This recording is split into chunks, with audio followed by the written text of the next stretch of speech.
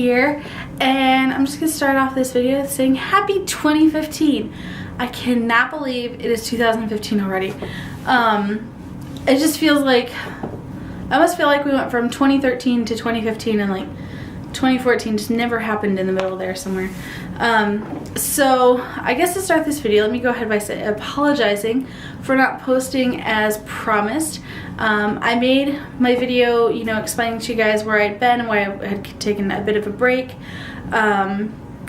And I also told you in that video that I had filmed 3 videos for you guys that I was going to edit and upload.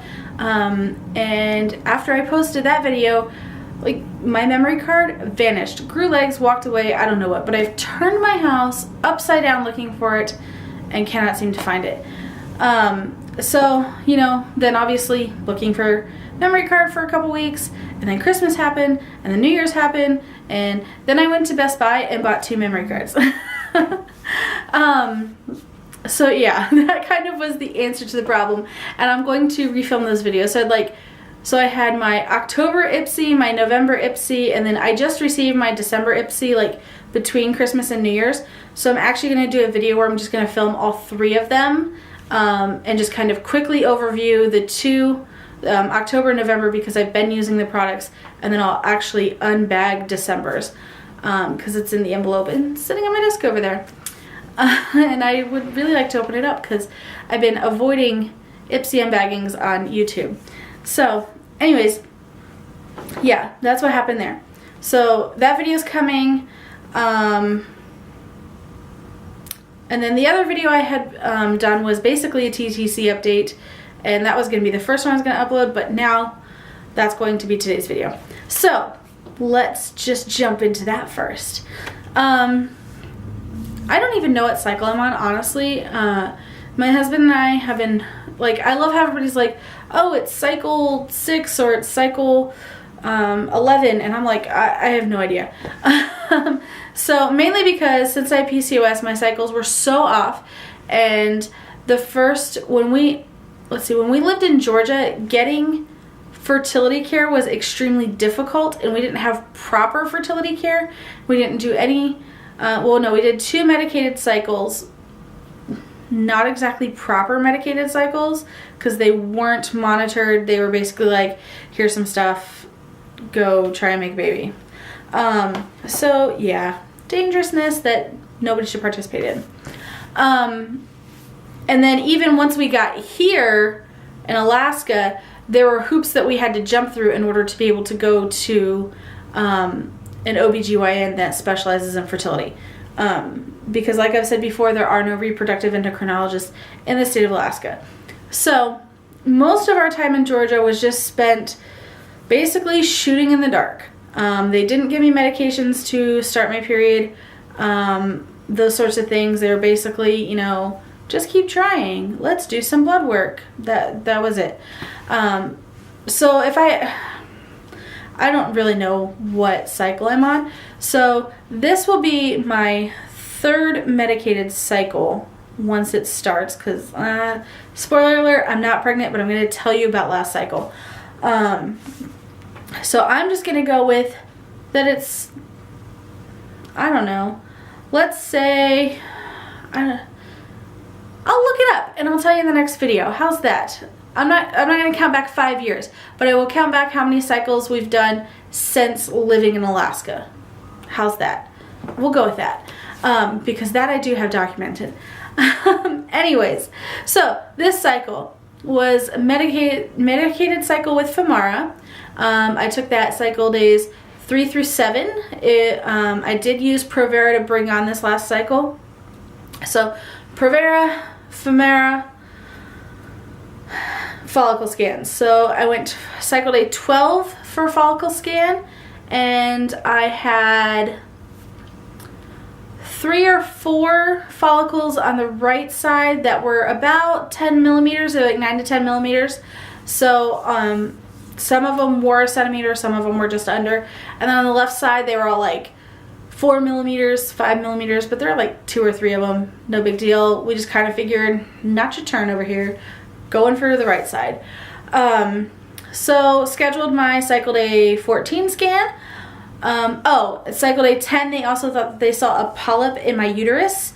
And so for my cycle day 14 scan, they just made a note that we need to keep an eye on that. So cycle day 14, I went in and I was in an ultrasound for, I mean, at least, at the very minimum, half an hour, if not longer. And we probably spent 15 to 20 minutes of that looking at the possible polyp in my uterus. Like, you know, let's see it from this angle, that angle. Measure it. It was crazy. And I'm just like, it looks like a little bubble. So they did conclude that they're not too concerned about it at the moment. Next time I go in for a scan, we'll check it out, see if it's changed or if it's gone. They're pretty confident that it's small enough that when AF does come, that will just flush it out and it'll be gone. So, and for those of you who don't know, the only way to get rid of polyps in your uterus is to have a DNC. I don't want to do that. To be perfectly honest with you, I just don't want to do that. So I'm really hoping that AF will take care of it. So yeah, then we looked at my ovaries, and not kidding at all, the first thing that came out of my mouth when I saw my ovaries on that screen was, it looks like the moon. And so I had my doctor, an ultrasound tech, and a med student in there because my doctor was there due to the fact that of the possible polyp. So yeah, made everybody laugh. And because, so the tech starts counting follicles on my right side, and he stopped counting at 27, switched over to the left, and stopped counting at 28. So, but nothing, absolutely nothing was over 10 millimeters or 1 centimeter, which is not good. Definitely needed to see some growth. My doctor basically said when it comes to follicles, to call me when AF comes. So, it was a little discouraging, also a little weird to see so many follicles in my ovaries. We did have a discussion about those follicles and the fact that there are so many of them, and that basically they're like, I don't want to use the term dead follicles because that just sounds morbid and weird. So, and all I can think of besides that is expired.